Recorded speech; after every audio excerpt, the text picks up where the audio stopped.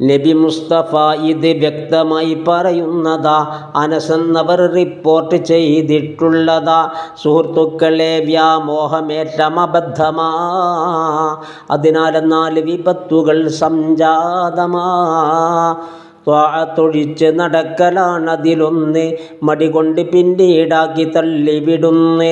സമയം എനിക്കുണ്ടല്ലോ വളരെ വിശാലമായി, അപ്പോഴതാകാം എന്ന മട്ടിൽ പിന്തലായി. പറയുന്നു ബിശ്റുൽ ഹാഫി, അംസി മരിച്ച് പോയി, ഈ ദിവസമോ സക്കറാത്തു ഹാലിലുമെത്തലായി. നാളത്തെ ദിവസം സോദരാ ഗർഭത്തിലാ, അതുകൊണ്ട് ത്വാഅത്തിന് തന്നെ നീ ചെയ്യല. ഷഅറാനി തബഖാത്തിൽ ഇതും വിവരിച്ചതാ, 62 നോക്കി 1 വന്നതാ. 2 തൗബ ഒഴിച്ച് നീ പിന്തിക്കലും, പിന്നീട് ചെയ്യാമെന്ന മട്ടിൽ നീട്ടലും.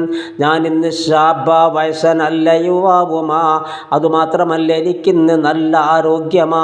ഈ ചിന്തയിൽ ഇരിക്കുന്ന സമയം തന്നെ മരണം ക്ഷണം പിടികൂടുവാൻ മതി പൊന്നേ.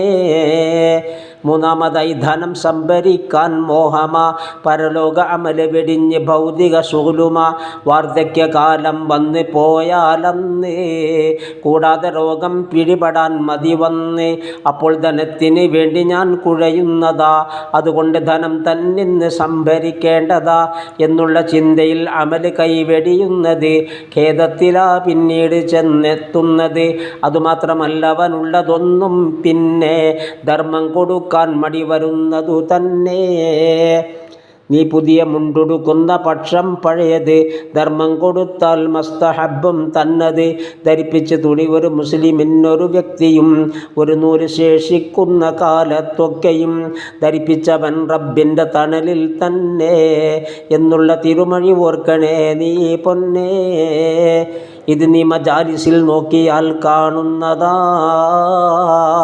109 വിശദമായി പറയുന്നതാ. 4-മതായി കൽബിൻ്റെ കസുവത്തെത്തല, അത് കാരണം പരലോക ചിന്ത മറക്കല.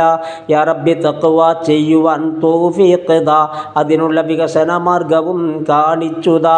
ഗുണം ചെയ്യണേ നബി തങ്ങളിൽ എന്നെന്നും, അസ്ഹാബിനും അതുപോലെ തന്നാലിന്നും.